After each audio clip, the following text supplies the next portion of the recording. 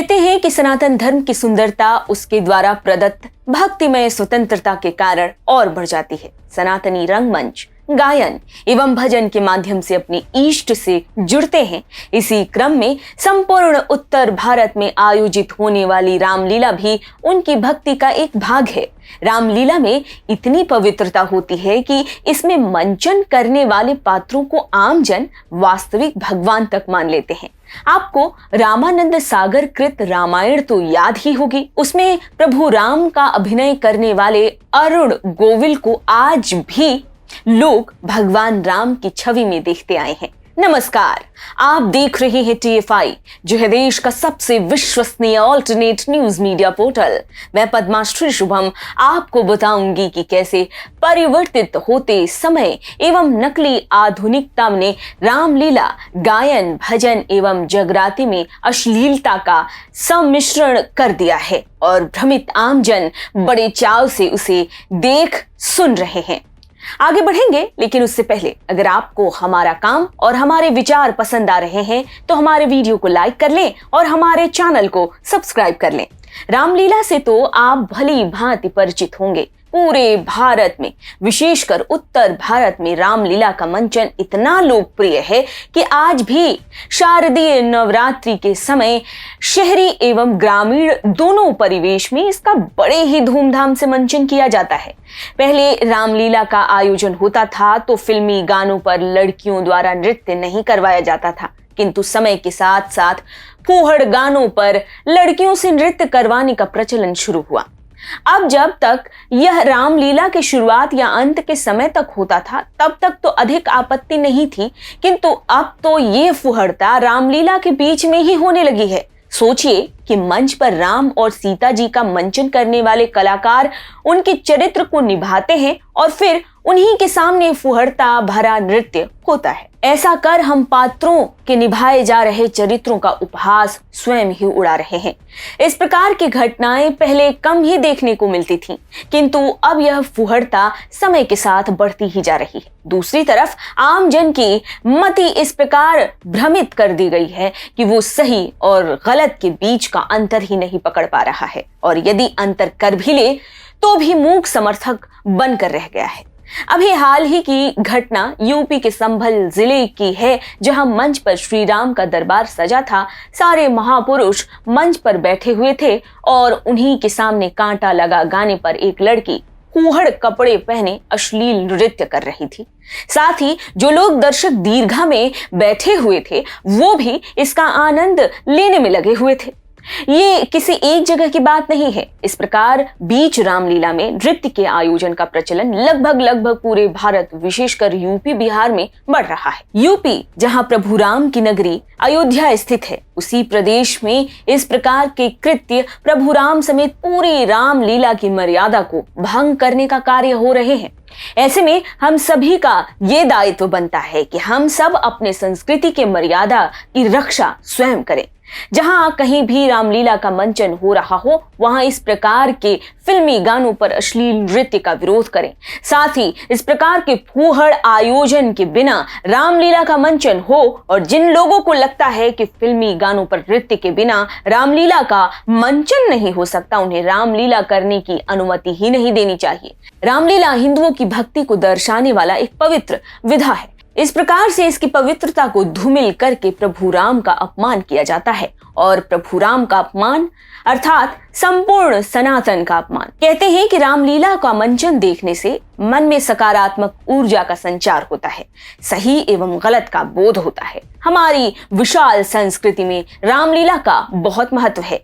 इसके इसी महत्व को यूनेस्को ने भी सराहा है। रामलीला का आयोजन दशहरा के समय पूरे उत्तर भारत में किया जाता है। इसका सबसे अधिक प्रतिनिधि अयोध्या, रामनगर, बनारस, वृंदावन, अल्मोड़ा, सतना और मधुबनी में देखने को मिलता है। रामलीला राम और रावण के बीच हुए युद्ध का स्मरण कराती है और इसमें देवताओं एवं ऋषियों के मध्य संवादों की एक श्रृंखला भी शामिल है।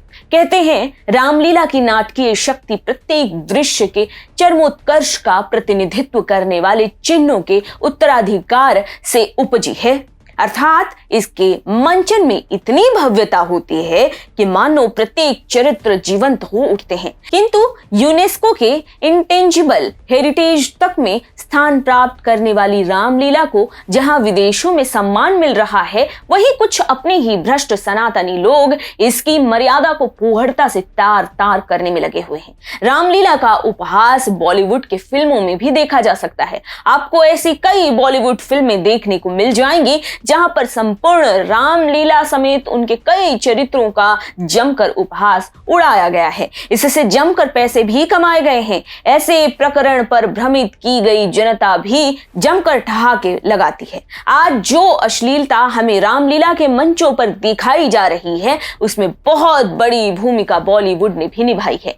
ये तो रही बात रामलीला में अश्लीलता परोसने की। एक और विधा भी है जहां गायन के माध्यम से फूहड़ता परोसी जा रही है। ध्यान देना होगा कि हिंदू धर्म में भक्ति को आत्मा से परमात्मा के मिलन का एक साधन माना गया है और भक्ति के क्रम में भजन एवं गायन का एक महत्वपूर्ण स्थान रहा है। भजन के माध्यम से एक सनातनी व्यक्ति अपने इष्ट की आराधना करता है, उसकी वंदना करता है, परंतु अब तो इसमें भी फूहड़ता वास करने लगी है। अभी नवरात्रि संपन्न हुई है। इस दौरान आपने देखा होगा कि कैसे कई जगह भजन कीर्तन का आयोजन हुआ। भजन कीर्तन से वातावरण सकारात्मक होता है, चित्त प्रसन्न रहता है और प्रभु की वंदना भी हो जाती है। किंतु आजकल इसमें भी रिमिक्स और फिल्मी गानों की धुन पीछा नहीं छोड़ रही है। एक समय हुआ करता था जब जगराते में मां शेरा वाली तेरा शेर आ गया, कुमार विशु के भजन के माध्यम से शिव वंदना इत्यादि भजन सुनने को मिलते थे, जिनके सुर ताल धुन सब नई होती थी। वो भगवान की वंदना के लिए ही लिखे गए गीत होते थे और गाए भी जाते थे। किंतु अब उनका स्थान ऐसे भजनों ने ले लिया है जिनके सुर ताल सब फिल्मी गानों के होते हैं। उदाहरण के रूप में देखें तो एक बड़ा ही विख्यात भजन है, अरे द्वारपालों कन्हैया से कह दो। इसकी धुन भी फिल्मी गाने ये माना तेरी जां मोहब्बत सजा है से लिया गया है। कुछ लोग अधिक से अधिक धन कमाने की चाह रखते हुए बॉलीवुड गीतों की धुन से ही भजन बना देते हैं। ऐसे में उस बॉलीवुड गीत की फुहड़ता से भजन भी दूषित प्रतीत होता है। कुछ भजन तो सीधे सीधे फिल्मी गानों से ही लिए गए हैं, जैसे मेला लगा कांटा लगा से, मैया मैया रे दैया दैया से। यह पूरा प्रकरण इतने तक ही सीमित नहीं है। ऐसे धार्मिक आयोजनों पर भजन हटाओ, सीधे सीधे फिल्मी गानों को ही बजा दिया जा रहा है। अर्थात आस्था के साथ इस तरह का खिलवाड़ किया जाता है कि जैसे बर्थडे सेलिब्रेशन हो रहा हो। हाल ही में जो नवरात्रि संपन्न हुई है, इस दौरान आप पंडालों में गए होंगे जहां आपने अवश्य ही फिल्मी गाने जैसी तेरी झलक अशरफी इत्यादि सुने ही होंगे। अब इन सब का समग्र परिणाम ये हो रहा है कि इन पर्वों का आयोजन ही अपने मूल कारणों से पृथक होती जा रही है। इन पर्वों का आयोजन मानवों में सद्भावना, बंधुत्व, एक चरित्रवान समाज की स्थापना के साथ साथ ईश्वर की भक्ति में स्वयं को लीन कर देने के उद्देश्य से किया जाता है।